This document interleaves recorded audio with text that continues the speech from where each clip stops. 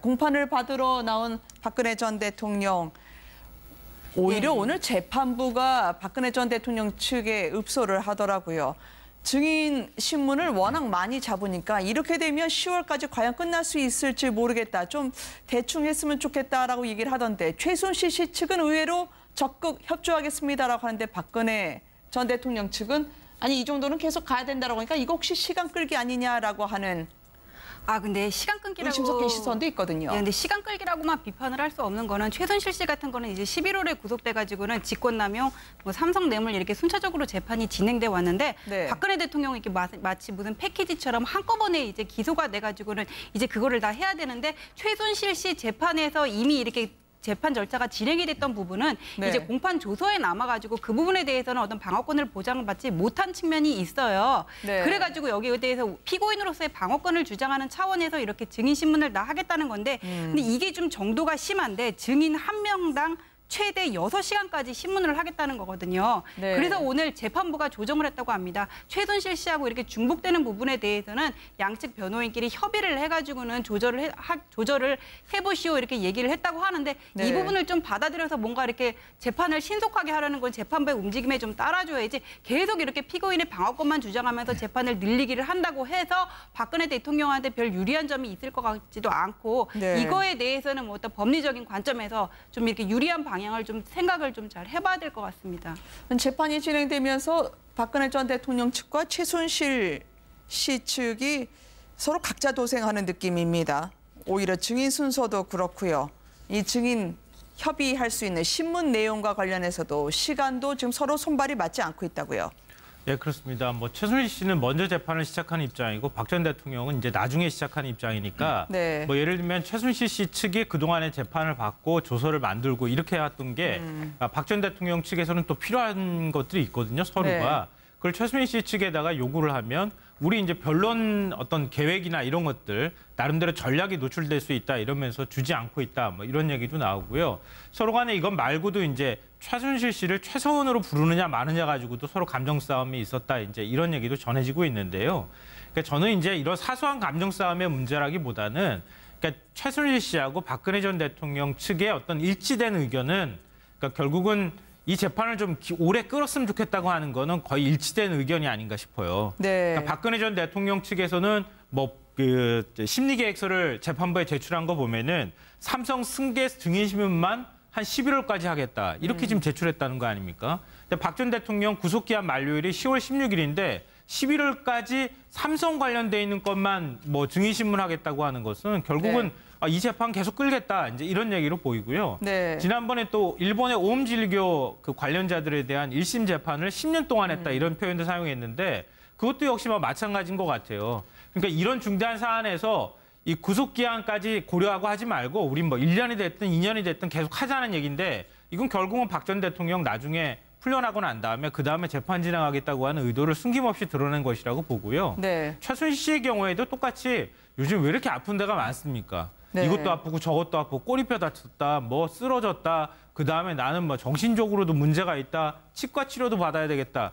뭐 별의별 얘기를 계속하고 있는 중이거든요. 이것도 네. 역시 제가 볼 때는 재판 기간을 계속 끌겠다고 하는 전략이 포함되어 있는 거 아닌가 싶은 생각이 듭니다. 왜냐면은요. 뭐 종합 건강 검진을 받는 것도 아닐 텐데 최순실 씨는 몸과 마음이 다 아프다고 이야기를 하는 것 같습니다. 건강 문제의 꾸준한 호소가 국민들에게는 전혀 낯설지 않은 부분인데요. 과거 한번 들어보시겠습니다. 최순실 씨의 그 유명한 공황장애 말이죠.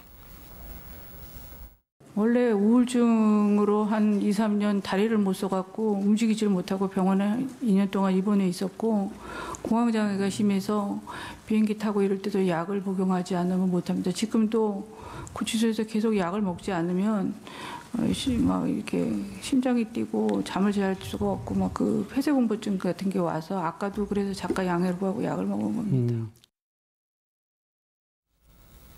꼬리뼈 부상 일주일 만에 오늘 법정에는 출석한 최순실 씨입니다만 치과 치료와 정신과 치료에까지 본인이 이렇게 아픈 줄 모른 저희가 너무 섭섭하게 했던 건가요?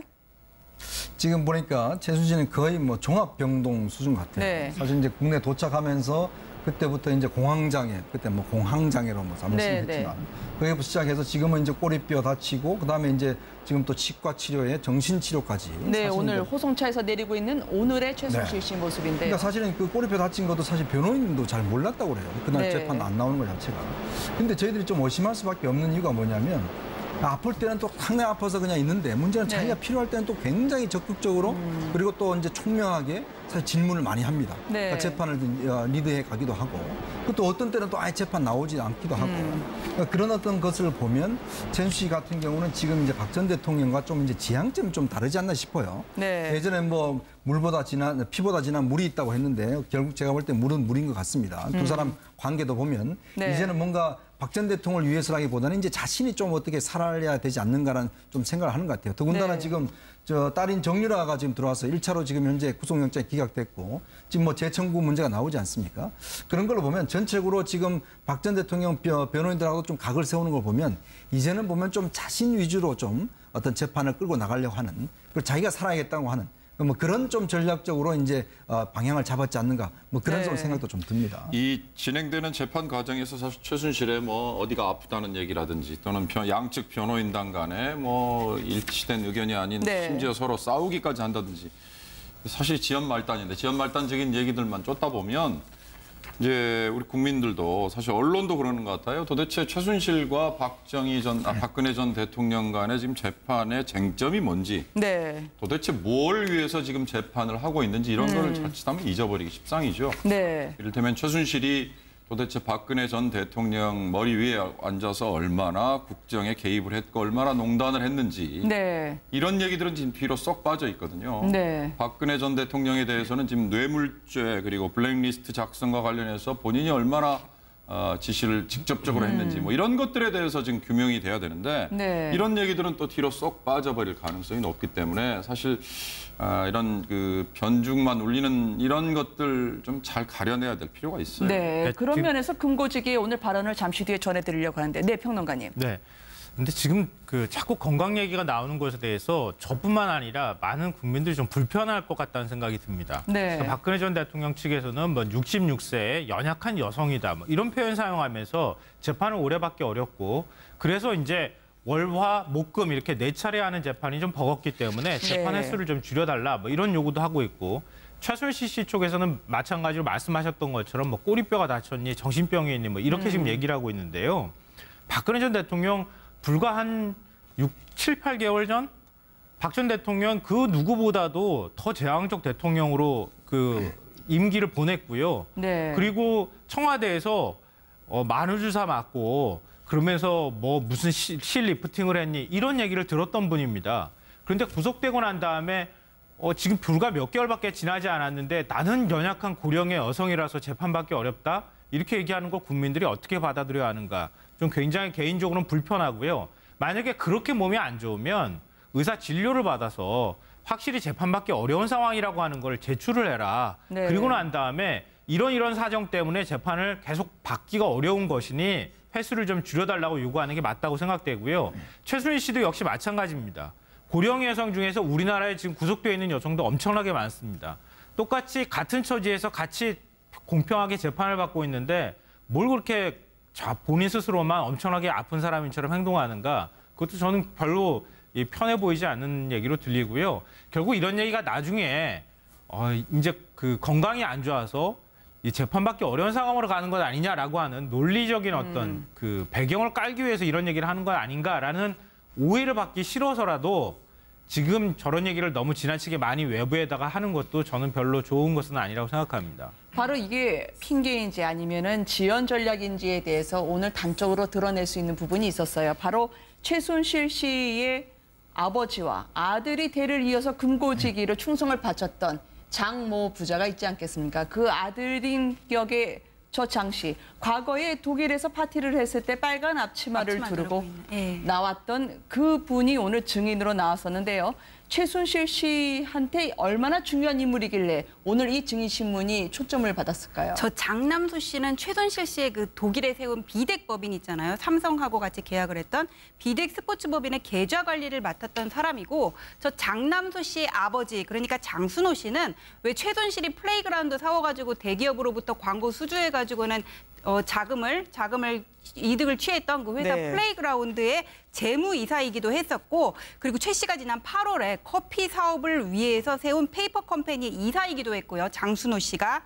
그리고 장순호 씨는 비덱 스포츠의 한국 지사장이기도 했거든요. 어떻게 보면 이 두 부자는 최순실 씨의 그 자금 관리에 대해서 가장 세세한 부분까지 잘 알 수 있다는 부분이에요. 지금 네. 최순실 국정농단에 관해서 재수사를 하자는 얘기가 나오는 거는 누가 미워서 한 명 더 구속을 시키겠다는 게 아니라 최태민 일가부터 형성된 그 자금의 고리를 찾아보고 국고에 귀속시킬 수 있는 방안을 찾아보자는 거잖아요. 근데 저 장순호 씨에 대해서는 특검에서도 불러가지고 조사를 했었는데 어떤 혐의점이 드러난 것 같지는 않아요. 그래서 네. 지금 상황에서 저 장남수 씨의 증언이 최순실 씨 재판에 어떻게 작용할 수 있을지는 뭐 어떻게 결론적으로 말씀드리기는 어려울 것으로 보입니다. 과거에 최순실 씨가 워낙 성격이 급해서 조금이라도 실수가 있으면 불같이 화를 냈다고 진술했던 최순실 씨의 금고지기, 아버지와 아들이 최 씨의 자금 흐름의 비밀을 풀 키맨으로 분류가 되고 있습니다.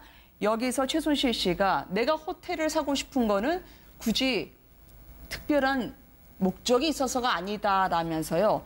능수능란하게 신문을 하더라고요. 그러니까 오늘 지금 신문 과정에서 보면 특별한 어떤 새로운 사실은 뭐 드러난 것 같지는 않는데 네. 이 문제는 이제 이 장순호 씨라는 분, 장남수 씨죠. 장남수 씨라는 분이 사실 독일 검찰에서 조사를 받았습니다. 네. 그러니까 왜냐하면 지금 독일 검찰도 최순실의 그 돈과 관련된 그 뭐 돈 세탁 문제라든지 등등에 대해서 지금 독일 검찰이 따로 지금 수사를 벌이고 있거든요. 네. 그러니까 독일 내에서의 은닉 재산이 얼마인지 아직 뭐 독일 검찰이 지금 정확한 내용을 지금 공개를 하지 않았지만 독일에서 지금 조사를 받았기 때문에 사실 그분과 관련된 좀 키를 풀어줄 수 있는 그런 어떤 증인이고. 근데 일단 오늘 뭐 증언에서는 최순실가 직접 예. 질문하기도 했어요. 근데 뭐 본인은 사실 박 전 대통령을 잘 모르고 뭐 예를 들어서 이 삼성과의 관계를 뭐 들어본 적이 없다. 뭐 이런 쪽으로 이제 얘기하긴 했는데 문제는 아까 변호사님 말씀해 주셨지만은 실제로 앞으로 이제 최순실의 과연 은닉 재산과 해외 도피 재산이 얼마나 있을 것인가. 네. 이게 지금 굉장히 관심이지 않습니까? 사진을 보면은 조력자들이 꽤 있긴 그렇죠. 하네요. 바로 이제 데이비드 정보분들이요. 윤과 네. 그다음에 지금 이제 오늘 등장했던 그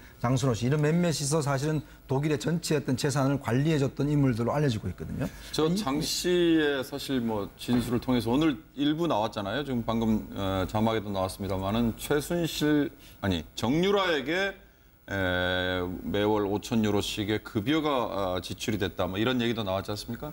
그러니까 독일에 세워져 있는 업체, 현지 법인을 통해서 어느 정도의 돈이 지출이 되고 또 어떤 식으로 쓰였는지 뭐 이런 것들이 이번에 사실 검찰이 지금 구속영장이 기각된 정유라에 대해서 적용한 혐의가 네. 청담고등학교 출석 허위 관련해서 위계에 의한 공무집행 방해 그리고 또 이대 비리 입학 비리와 관련해서 뭐 업무 방해 뭐 이런 정도만 지금 적용을 했잖아요. 그러나 네. 만약에 이런 것들로 인해서 최순실이 빼돌린 돈 그리고 이게 쓰임새 이런 게 장 씨의 입을 통해서 나오는 게 증거가 돼서 외환관리법이라든지 뭐 이런 게 적용이 된다면 정유라의 구속영장 추가 청구에도 활용이 될 수 있지 않겠습니까?